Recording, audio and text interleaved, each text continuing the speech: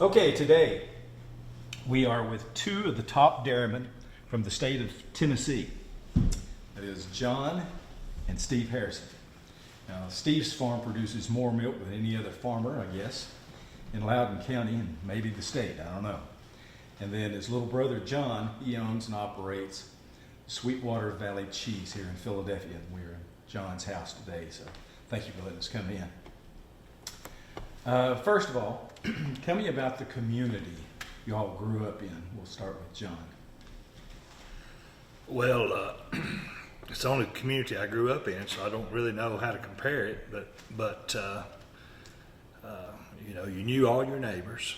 We grew up on a crossroads, so we had neighbors coming from every direction. And Steve, it created some excitement when we saw middle of summer. You'd see the dust before the car would get there, and it'd create a lot of excitement. Who's coming by? Of course, Lee Stooksbury, we could hear him when he left the house. His dogs would be barking. Now, it's a Fort Creek community. This is Fort Creek community, yeah. And, you know, I guess it kind of went from Jackson to Fowler's Mill or something like that. A little bit back in the knobs there. Mm-hmm. So, and down to Lawson's, down in that neighborhood. I guess that's how I'd describe it. It was, you know, everybody knew everybody. We didn't have neighbors that you didn't know who they were. We would go to Bible school at other churches, and we traded out work as kids. We'd work for a lot of the other neighbors doing farm work for them, and everybody knew everybody. Everybody's close. Everybody. What church did you all grow up in? We grew up in Fort Creek Presbyterian Church, which is on before that it's Hayes Memorial. Hayes Memorial. It merged with Fort Creek. But we were an oddity. We were Presbyterians, but we'd go to Bible school at the Baptist churches, Fort Creek Baptist. Seems like I even went 1 year to the Methodist church, Bethel. Yeah. And you know, everybody was kind of spread out, but good folks, hard-working folks. We'd trade out work a lot on tobacco, crops you were growing, putting up hay, some of that. But a lot of characters in the neighborhood, but great people. A number of children, and our yard or the Rogers yard or Miss Rogers, the grandmother, we'd tear up their yards once or twice a year, you know, playing football and things, or just playing ball. We had a dirt court in our backyard, and then the Rogers, we played in their driveway, didn't we? Played basketball in their driveway. So weren't a lot of children, but there was enough to play. Of course, we had a tenant, a dairyman that would have children. So there was a number of children in the neighborhood that we. Was that Dwayne Rogers you're talking about? Dwayne, yes. Neighbor, yeah. I'm sure we demolished their yard. I remember, you know, riding bicycles in their basement, and then we'd play knee high in the dairyman's yard there at the barn. So always some kids. There was always something to do. Yeah. And what I remember, you know, we'd check out in the morning and we'd be gone. So we'd take off, and I don't ever remember telling Mother where we were going, or we just were out. The kids were out. Sure. We were out and about, and that would be the years we weren't working so much. Later years we would be busy working, so busier working. Yeah. But we had those knobs back behind our house, Back Creek knobs. And as boys, we'd take off and we'd spend a day back there, you know, all day hiking and walking, and maybe we were carrying a gun, maybe we weren't, you know. And I was going to ask you if you did much hunting back there. You know, we did a little bit of hunting, but we never were big hunters. No. Okay. We never were big hunters Yeah. in our family. Earlier you mentioned the history of the Harrison family. So go ahead and fill me in on the... Well, John checked me on this. James and John Harrison, two brothers, came to Loudon in the late 1820s, early 1830s there somewhere. They had a third brother that went to Monroe County and ended up settling on the Little Tennessee River up above, up about City Co. Okay. And he was a third brother. Their dad is buried in Greene County and spent a generation there, then on to Loudon County. We're descendants of James.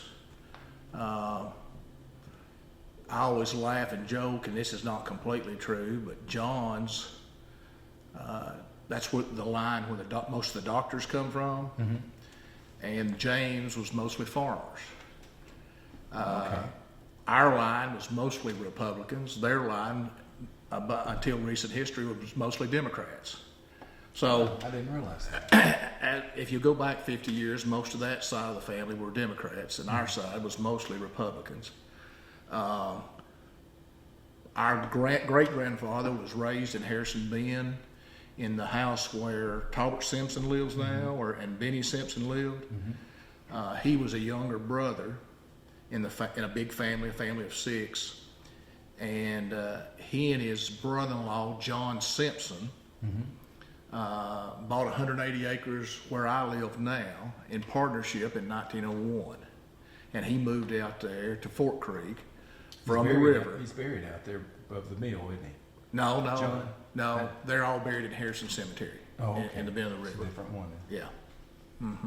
So, So the North City Harrisons would be from that generation, right? Yes. Benjamin, I think, was Benjamin been their ancestor? Ben? one of them. Yeah. But our common ancestor there would be James, and then his son, Benjamin Talbot. Yeah. Yeah. The Taliaferro, because your middle name is Taliaferro. It is. We were just talking about our great grandfather, William Henry Harrison. He married Fanny Taliaferro, and they got married in 1899 or 8 or somewhere along there. Her family were dominated by Baptist ministers. They were instrumental in starting Prospect Baptist Church, Corinth Baptist Church. They were an educated group of folks. A lot of them were school teachers or preachers or doctors, and ended up here in Loudon County in about 1840s, I think, from North Carolina, where the Harrisons came from Virginia. And So he's buried at Prospect. His cemetery, his grave is at Prospect. yes. And then, but our great And what was his first name? Charles Hardin is one of them. There's several generations there, but Charles Hardin is one of them. Okay. Charles Hardin Taliaferro. And then my dad is named after his great uncle, Charles Toller, who was a banker, businessman, farmer in Loudon in, the early 1920s, 30s, right in that period of time. Yeah. And he had several farms and president of one of the banks in Loudon, and a business guy in Loudon. He owned the lot where the Dollar General store is in downtown Loudon there Yeah. now. That was his house and lot where Really? they lived. Yes, And which Dollar General? The one downtown? downtown. Well, The new one there. the new Where one, the- the nice one. Yeah. Where Rebecca lived. Yes, Yeah. where Rebecca lived. Right, That was from his house Central. there in Loudon. That, why were your parents special? Well, I think Mom was pretty well educated in child psychology and raising children, don't you think? And had a pretty good Yeah. background. Mary Elizabeth. Mary Elizabeth. Yeah. McGuffey. She was Yeah, her maiden name was McGuffey. McGuffey. Yeah. All right. And it's a busy lifestyle. It was busy. It seems like her mother was always busy. She never, rarely sat down. It doesn't seem like. But work, play, church. Now she was she worked at Jackson at one time, didn't she? She did. Did she work at Jackson for just a little while? Just a little while. She came to Loudon. She was raised in Morgan County Okay. and went to UT and came to Loudon as a home demonstration agent, 4-H agent. Oh, okay. And then met my dad, or they'd kind of met in college just a little bit, but then met him here, and they got married. And she worked on and off through her career, I guess, with children. She taught a little bit at Jackson, seems like a little bit at Sticky, but then ended up teaching home ec at the Loudon High School for 10 or 12 years, something like that. Okay. So Okay. she was an educator. Yeah. That's what she liked doing. How about your dad? Dad was laid back, kind of easier going. Mama was the driving force in the family. Daddy always had time to stop and visit with somebody. He liked people. He was very knowledgeable on, one of his hobbies was genealogy, and not that he kept records on it, he just knew it all. Really? He knew who was related to who and how they were related, and I don't know where he picked that up, but he was amazing. Not only his family, but other families. I'm sure he could tell a lot about your family. Yeah. Because he just knew those folks, and he knew how they were related, and He just absorbed all that information. He was a go-to. Of course, his brother Brody was kind of the same way, but Yeah. they knew all that. They just absorbed all that information and knew it. Now, was your dad a farmer? Yes. Yes. Okay. And I would describe he just kind of had one gear. Wasn't that kind of, it wasn't, and Yeah, it just wasn't kinda slow or it wasn't fast, but a steady pace. But like Steve said, he always had time to visit, and he enjoyed people. I would say he enjoyed people tremendously. Mom was kind of all work and get it done, and he enjoyed people. Okay, was he a dairy farmer then? Yes, when we were pretty young, he'd taken over the farm from Granddaddy. We were a pretty young age. our Yes. grandparents started milking cows and selling milk commercially in the 1920s. And so what were their names? Mark and Mary Harrison, another Mary generation of Mary Harrison. Yeah. And our granddad, he was the only child. Yeah. And he said he grew up in the teens and roaring 20s. He was born in 1901. Okay. And he went to a little school out there in our neighborhood called Tulagala. Have you ever heard of that? You're interested in history. That's an interesting little bit of history back there. But it's a private school. It was run by the Lutheran church there in the neighborhood.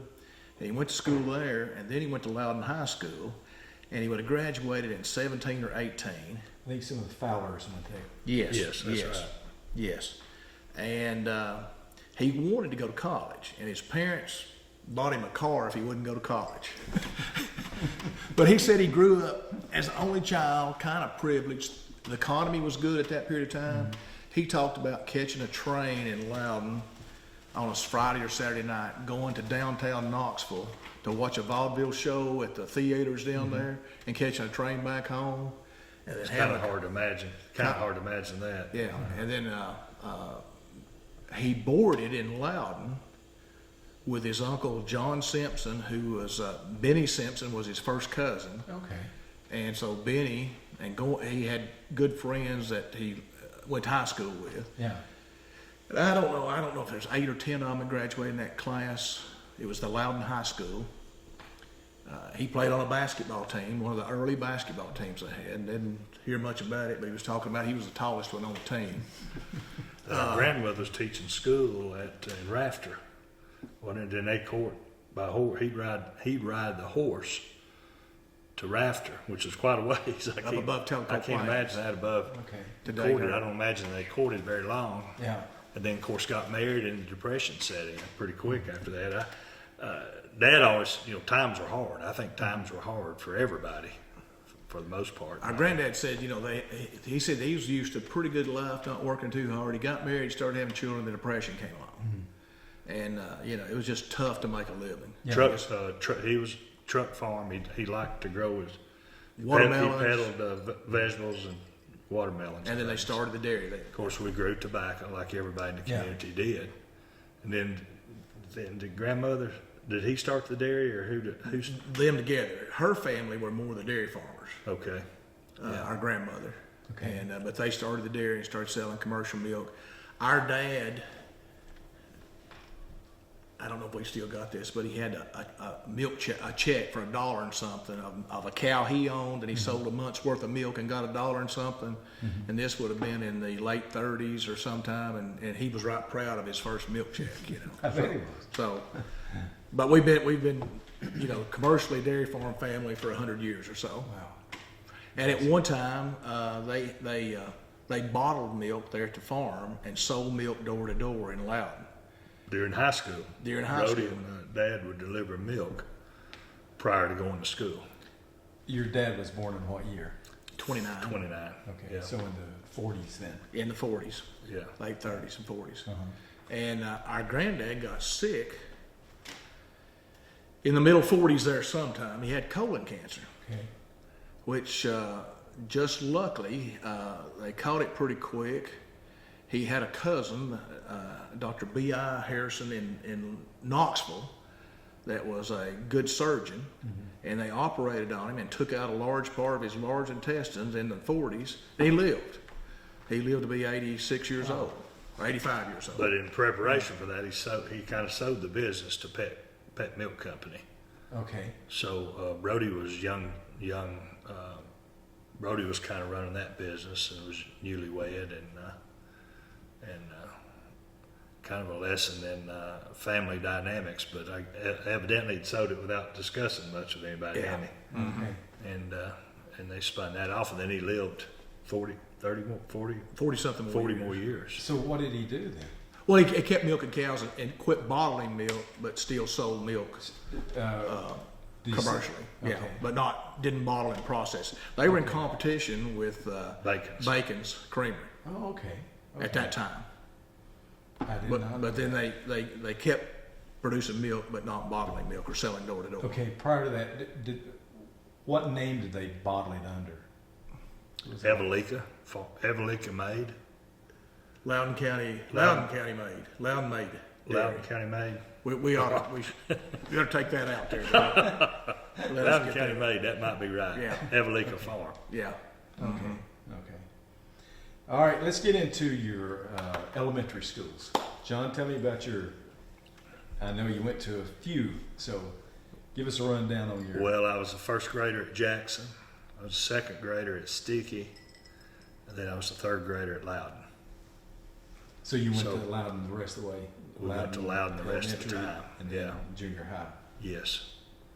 And so I had Miss Jackson also, and y'all were talking about that a while ago, but she had 3 classes when I was there, I think. And Okay. 3 grades. And then we moved to Loudon, or I think Mom started teaching. Was that why we went to Loudon or I not? think she just decided she'd take us to Loudon. So I had Miss Arnwine at Okay. Loudon. Yeah. And Well, in those first 8 years of school, was there one teacher that stood out?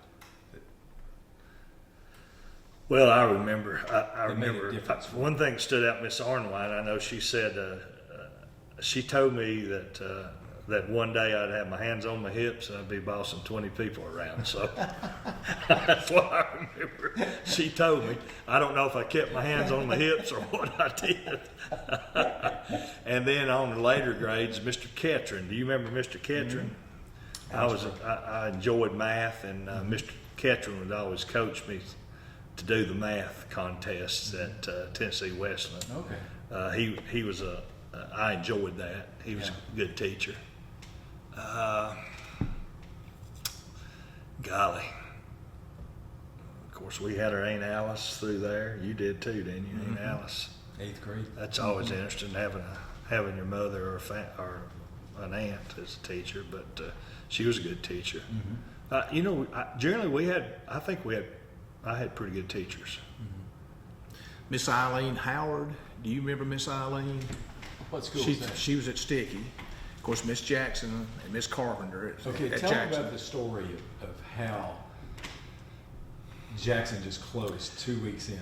Well, That was your 3rd grade year, right? yes, that's the 3rd grade year, and of course, TVA was in a long, slow process of killing our community out there, and it took a long time. And for a generation or even longer, Daryl, young folks that grew up in that community left, and is almost a self-proclamation by TVA that it was the economy was terrible because they made it terrible. They keep talking about, the TVA dam and the Telco project and how it's such an economically depressed area. Well, they had a big hand in making it an economically depressed area when you basically would tell all the young folks, there's no use staying here because we're going to take all the land and build this lake, and you've got no future here. You need to go somewhere else. So that's what was going on with Jackson School during that period of time. And my third grade year, I guess the enrollment dropped some more because people were leaving that area. That was TVA was buying land and taking land. And so I guess the school board decided about 2 weeks into school there was no use keeping Jackson open anymore. So kids on one side of 72 went to Davis, and the other side of 72 went to Sticky. And so we went to Sticky. But the ironic thing, we almost finished high school before that project was finished. Yeah. I think maybe Well, they backed up the lake and maybe my senior year or junior year. No, it's when we got out of college. In college. It's out of college, yes. Yeah, before they backed the lake up. And this Yeah, was out of in college. this It was in took the a long middle time. '60s. But they were killing the community. Sure. A slow, long process. I can remember missing the bus one time in Jackson. Do you remember that, Steve? I ran across, we kind of had a circle drive that came in front of the school with everybody loaded out on the front steps. And I missed my bus, so I went across the highway and flagged the bus down as I headed back toward Fort Creek Road. So you had been in first grade. I'd been in first grade. I can remember a few times, John, we walked to school just to walk. Yeah. And we were 2.25 miles from Jackson School, and we just walk. And walking was fine, but everybody that came along tried to pick you up. Yeah. And they would just be and there wasn't many cars came along, but I can remember we couldn't hardly get there stopping and talking to people. Well, Dad always talked about he walked to school, or they all walked to school. The Kittrells and the Harrisons walked. And, Bill Sapp, there's a whole group of families down through the creek there. so that I walked to can remember Jackson it's School. big. We wanted to. Because our dad we went wanted to walk. Jackson School. We wanted Okay. to walk one time. I remember that. I don't remember if we walked home or walked to school that morning. Did we walk? I know to we school? walked to school one time. And it's how far from your house? It's about Almost 2.5 miles. Okay. So both of you went to Loudon High School then. Do you have any memories of Loudon High School? I'm sure you have memories, but tell us about it. Well, high school was a pretty good time, although Steve and I both were working pretty hard during those years, because Dad had been sick. What I think or remember about Loudon High School, I had a really good class, and I think we had a pretty tight group of people. Well, high school was a fun time for me. Lots of good friends. You look back on it, the teachers, a lot of them were good people. Some of them were good teachers, some of them weren't. Right. Daryl, you've been in education all your life, and I say it's 50% of them are great, 50% of them are so-so. But I had some good teachers and some strict teachers, but I had a ball in high school. High school was fun. I enjoyed the people. We had to work up. We got up at 4 o'clock every morning before school and milked the cows and clean up and run to school and run home and milked again. So How many cows were y'all milking at that time? 100, 120. Okay. We were working 40 hours a week going to high school, and didn't think too much about it. But anytime I had trouble staying awake in classes sometimes, because everybody has that trouble a little bit. But Yours was for a different reason. Because of work. yeah. But teachers like Miss Blanche Watkins, she was strict but very good. There were lots of good teachers. And but I just remember good friends, good times. I enjoyed school. Well, let me ask you this. I know you were on the 1975 state championship team in football. How in the world did you find time to do that, or talk your parents into when you played? Well, we all like sports, and I would always wanted to play, but never just didn't have the opportunity because we were working. And basically, my brothers covered for me, so I could play that senior year, 1 year of high school. Yeah. And I don't remember. Did you go to Dad and Mom and talk to them? I about don't it, or remember did that- how we worked that out. I don't remember. I'm sure there was a negotiation there, but you all I don't got, ever remember much. Was you all said got the about brunt it. of that because y'all had to kind of cover for me. Yeah. But I knew, football was big in Loudon, Sure. and I knew I was as good an athlete as most of those guys playing, but I didn't know anything about organized sports, Yeah, that was your first year playing. First and only. But you started, though. Yeah. At defensive end, if I Yeah, and recall. tight end. I started both ways. Okay. And it's just, I had good coaches, of course, Coach Gibson and Coach Ratledge, and they spent a little bit of time with me. I had friends on the team that tell me how to line up and to explain. I didn't know anything. I was just out there, but I knew, and they'll tell you the same thing. I didn't know anything. Some But of I them knew, didn't know anything either, though, did they? well, maybe not. But I knew I was as good an athlete as a lot of those guys were, Yeah. and I could compete, and so it was a good opportunity. I had a good time. I learned a little bit, but it was just strictly the grace of my brothers and family covering for me at work, teammates helping me and giving me some instruction, and then especially Coach Gibson. He worked with the defensive ends and blocking on tight ends and things, and, Yeah. and footwork and those kind of things. And he was, I guess he kind of took me as a special project. Now, Coach Ratledge, of course, Darryl, you know Coach Ratledge very well. It was always a Loudon boy and a country boy, and I can remember he'd get on to me about plowing a furrow or digging, or doing something. He being a country boy and a farm boy, Yeah. he'd give you a little bit extra hard time. But there was lots of, that was a good team and good players Oh, yeah. and a well-rounded team. And you look back on it, a successful team has to have, a football team has to have balance. Yeah. You've got to have linemen and backs and defense and offensive folks, and that team had that. And so, Were there any lessons that you learned that year in football that would carry you? well, you learned about teamwork, practice, work ethic, but I'd already had all that on the farm. Okay. You're growing up on the farm, and you're working with hired hands and your dad and your brothers, and you couldn't pick and choose your jobs. Yeah. You kind of had to do the job that was next. Mm-hmm. If you worked with people that would pick the easy job. Oh, yeah.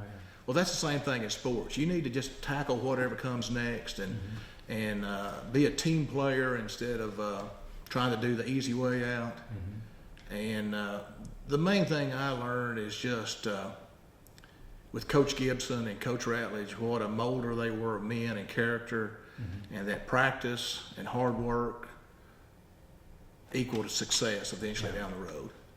And so that was a very cross-section team of different folks from different backgrounds, but a good team. And it's hard to imagine. I never dreamed that 50 years later, Loudon has not won another state championship. Never. I thought they'd win one the next year. Oh, yeah.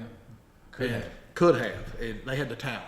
But it's just, it's a real credit to those coaches and that staff, and especially Coach Ratledge. Yeah. The run he made there in those 7 or 8 years, the success he had. Now, both of you graduated from the University of Tennessee. John, as you were going to UT, what was your goal? Was it to get off the farm, or? Well, believe it or not, that was my goal. So, so I always said I